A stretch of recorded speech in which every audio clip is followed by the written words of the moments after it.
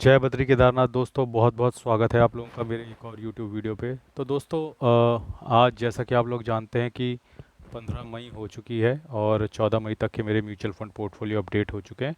दोनों ही portfolio, grow app और end money app, मैं आपको वीडियो में आगे दिखाऊंगा।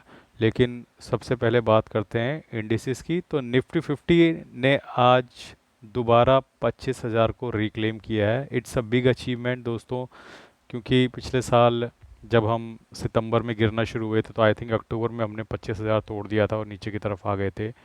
लेकिन दोबारा अब in the month of May हमने 25,000 रिक्लेम कर लिया है।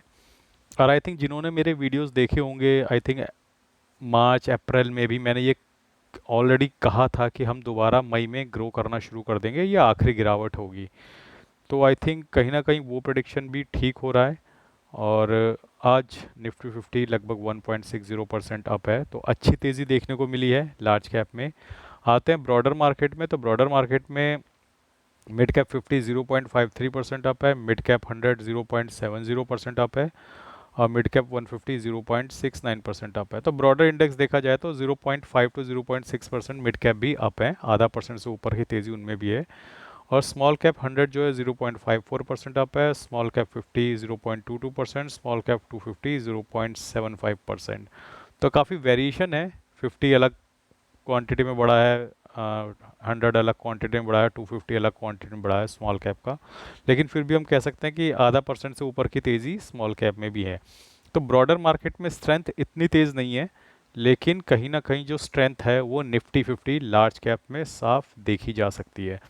आइए चलते हैं और देखते हैं एफआई के बाय सेल के डेटा पे। तो कल यानी 14 मई को एफआई 931 करोड़ की कैश में बाइंग करके गए हैं, और इसके अगेंस्ट डीआई जो है उन्होंने भी 316 करोड़ की बाइंग करी है। तो net inflow in the month of May FI की तरफ से बहुत ज़बरदस्त तरीके से बना हुआ है।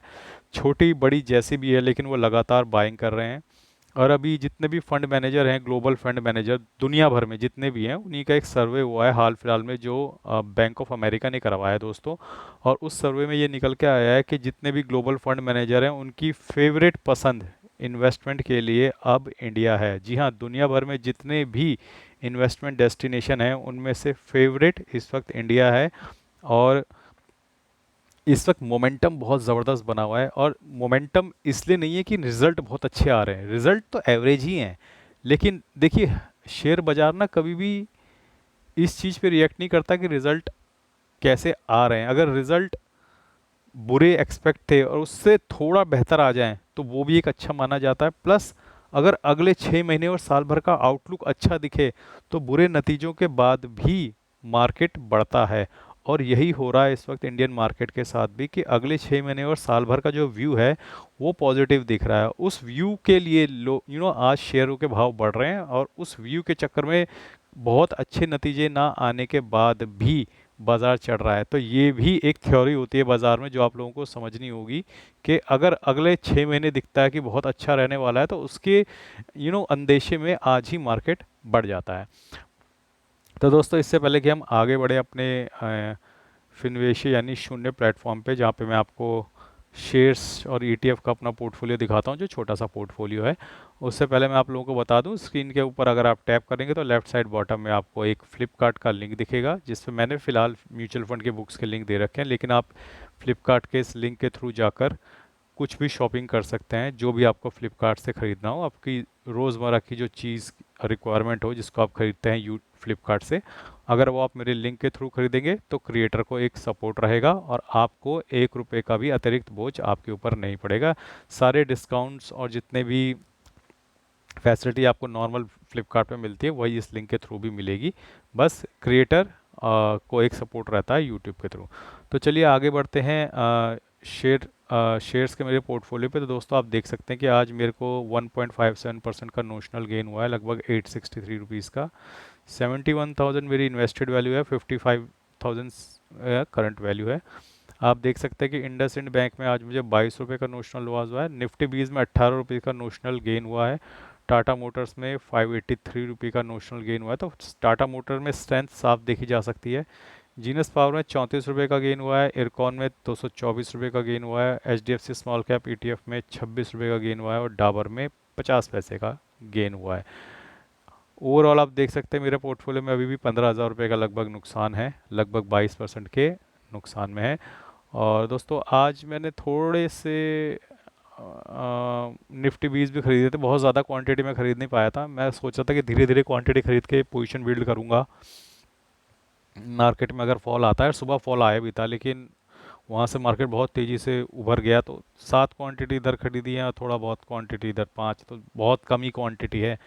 तो मार्केट बढ़ गया तो पोजीशन बिल्ड होने में मुझे लगा था कि कुछ समय तक यहाँ पे कंसोलिडेट करेगा और मैं 10-10-10 करके एक हफ्ते के अंदर या दो, एक डेढ़ हफ्ते के अंदर 100-150 क्वांटिटी निफ्टी भी इसकी कलेक्ट कर लूँगा।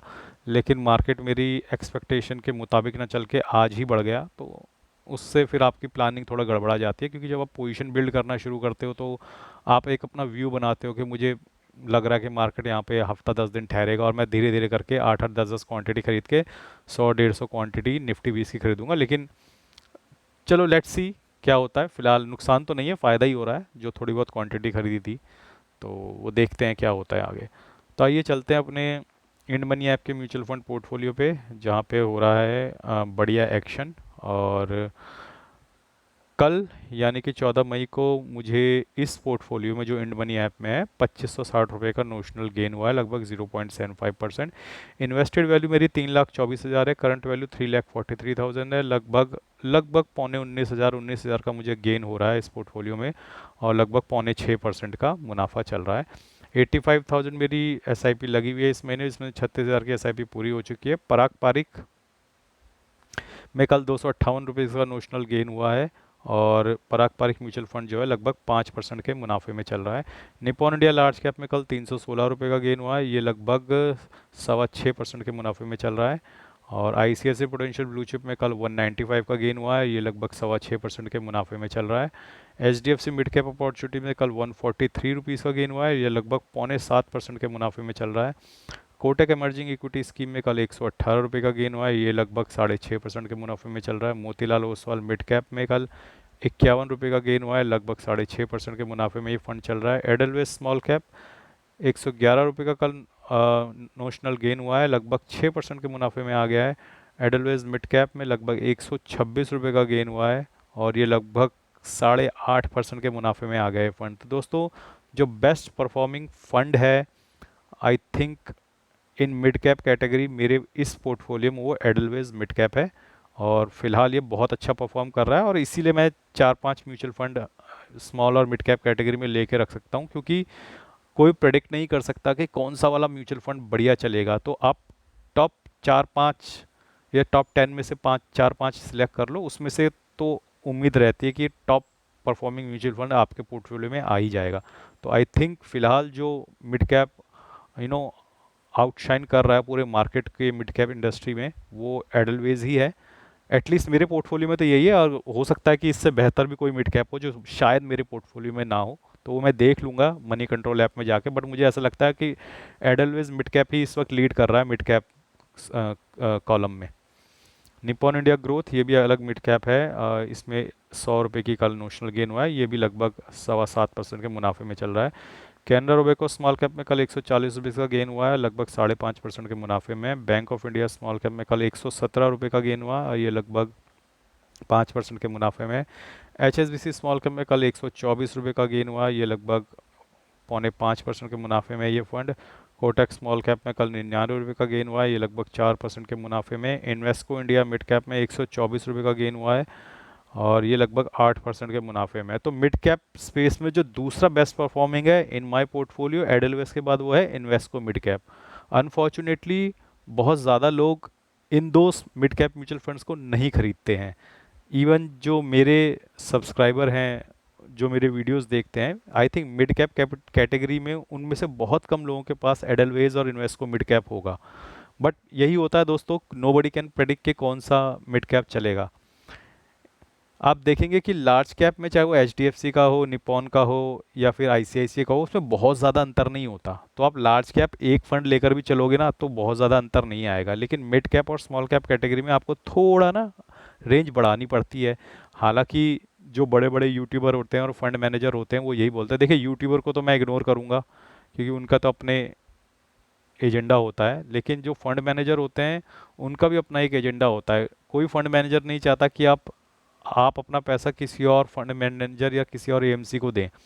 तो वो कहते हैं कि सारा हमारी एएमसी में डाल दो। जैसे मान लो एचडीएफसी फंड मैनेजमेंट का मैनेजर आया, फंड मैनेजर किसी टीवी चैनल पे, तो वो ये क्यों बोलेगा कि आप आईसीआईसी में डाल दो, पराग पारिक में डाल दो, तो कहेगा सारा एक जगह डाल दो, तो वो कहेगा सारा मेरे पास दे दो। लेकिन आपको भी थोड़ा बहुत समझदारी से काम लेना पड़ेगा, क्योंकि मिड कैप और स्मॉल कैप का यूनिवर्स थोड़ा बड़ा होता है, और यहाँ पे आप देखोगे कि एक मिड कैप से दूसरा मिड कैप करीबन 8-8% का अंतर आ जाता है उनके गेन्स में। जबकि लार्ज कैप में ऐसा नहीं होता। तो लार्ज कैप में लिमिटेड 50 स्टॉक हैं, उसमें थोड़ा बहुत ऊपर नीचे हो सकता है 1-2%।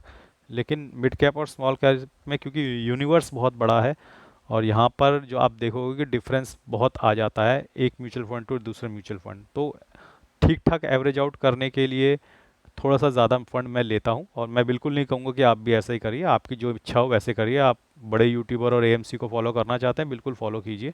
ऐसा नहीं है कि आप बिल्कुल लुट पिट जाएंगे, लेकिन मेरा सवाल वही है कि आप कैसे श्योर हो कि आप जो मिड कैप का और स्मॉल कैप का फंड चुनोगे, एक एक एक एक जो फंड चुनोगे वही बेस्ट परफॉर्म करेगा। आप नहीं हो ना श्योर। आप जितने लोग मेरे वीडियो देखते हैं उसमें से कमेंट सेक्शन में बताना कितने लोगों के पास एडलवेज मिड कैप और इन्वेस्को मिड कैप है, और यही एक फंड उन्होंने चुन रखा है मिड कैप में। बताना कमेंट सेक्शन में। Invesco India large and mid cap का कल 83 रुपीज़ का गेन हुआ है, लगभग 7.25% के प्रॉफिट में है ये fund. Nippon India small cap में 112 रुपीज़ का गेन हुआ है, लगभग 5% के प्रॉफिट में। जेएम फ्लेक्सी कैप में कल 34 रुपये का नोशनल गेन हुआ है, 3% के प्रॉफिट में है। बंधन कोर इक्विटी में 75 रुपये का गेन हुआ है, लगभग 6.25% के प्रॉफिट में। एसबीआई स्मॉल कैप में कल 114 रुपये का गेन हुआ है, लगभग 4.5% के प्रॉफिट में है ये mutual fund. Tata small cap में कल 112 रुपये का गेन हुआ है, लगभग 4% के प्रॉफिट में है ये म्यूचुअल फंड। तो ये स्थिति थी इंड मनी ऐप के म्यूचुअल फंड पोर्टफोलियो की, और इसमें एसआईपी भी मैं आपको दिखा देता हूँ। आज मेरी निपॉन इंडिया लार्ज कैप की एसआईटी कटी है, आईसीआईसी प्रूडेंशियल ब्लू चिप की कटी है, बंधन कोर इक्विटी की कटी है, कोटक स्मॉल कैप की कटी है, निपॉन इंडिया ग्रोथ फंड की कटी है, और ये चार पाँच पाँच एसआईपी मेरी आज भी कटी हैं। आइए चलते हैं अपने ग्रो ऐप के म्यूचुअल फंड पोर्टफोलियो में, देखते हैं कि वहाँ चिड़िया किस खेत बैठी है, ये भी देख लेते हैं। तो ये पोर्टफोलियो भी ऑलमोस्ट अब प्रॉफिट में आने वाला है। आप देख सकते हैं कि 27,45,000 मेरी इन्वेस्टेड वैल्यू है, 26,56,000 जो करंट वैल्यू है। और ये पोर्टफोलियो प्रॉफिट में आ गया होता दोस्तों, लेकिन इसमें इस साल जनवरी से मैंने एवरेज करना छोड़ दिया था और इंड मनी ऐप में इन्वेस्ट करने लग गया था, तो इस वजह से इसमें समय ज़्यादा लग रहा है। लेकिन आप देख सकते हैं कि कल यहाँ पे किस किस म्यूचुअल फंड ने मुझे कितना रिटर्न दिया, एक बार मैं आपको दिखा देता हूँ। तो मोतीलाल ओसवाल डिफेंस यहाँ पे लीड कर रहा है, defence pack. H D F C defence है, कॉन्ट मिड कैप है। आप देख सकते हैं कि ऊपर सारे इंफ्रास्ट्रक्चर और डिफेंस के, उसके बाद mid cap small cap lead कर रहे हैं, और उसके बाद आप देख सकते हैं कि बाद में आ रहा है लार्ज कैप। तो कोई भी म्यूचुअल फंड ऐसा नहीं था कल जिसने यहाँ पे नेगेटिव रिटर्न दिया हो। और अब 90,000 के लॉस में रह गया ये पोर्टफोलियो, और उम्मीद है कि जल्दी ये पोर्टफोलियो भी पॉजिटिव में आ जाएगा। अब तो एक दिन की बात और है, एक अच्छा दिन आ जाए, तगड़ा दिन आ जाए, जिस दिन ग्रो हो जाए मिड कैप और स्मॉल कैप, उसी दिन ये पोर्टफोलियो भी पॉजिटिव में आ जाएगा, बहुत ज़्यादा समय लगेगा नहीं। जहाँ तक मार्केट की बात है दोस्तों, आप देख सकते हैं कि लगभग 400 पॉइंट आज निफ्टी 50 ऊपर गया है, और मुझे उम्मीद है कि अब मार्केट में बहुत स्ट्रॉन्ग मोमेंटम आने वाला है। Mid cap small cap rally आ सकती है, बहुत ज़्यादा होगी या नहीं होगी ये आने वाला समय बताएगा, लेकिन फ़िलहाल मोमेंटम एक स्ट्रॉन्ग है, और डिफेंस पैक फ़िलहाल इस मोमेंटम को लीड कर रहा है। मेरे डिफेंस के म्यूचुअल फंड भी अब पॉजिटिव में आ गए हैं, और मोतीलाल ओसवाल का पॉजिटिव में आ गया, और एचडीएफसी में अभी थोड़ा समय लगेगा, लेकिन मुझे उम्मीद है कि जल्दी मेरा पोर्टफोलियो पूरा पॉजिटिव में हो जाएगा। तो दोस्तों आई थिंक मैं अपने दोनों ही पोर्टफोलियो आप लोगों को दिखा चुका हूँ। आज के लिए बस इतना ही। धन्यवाद, गुड बाय, जय बद्री केदार।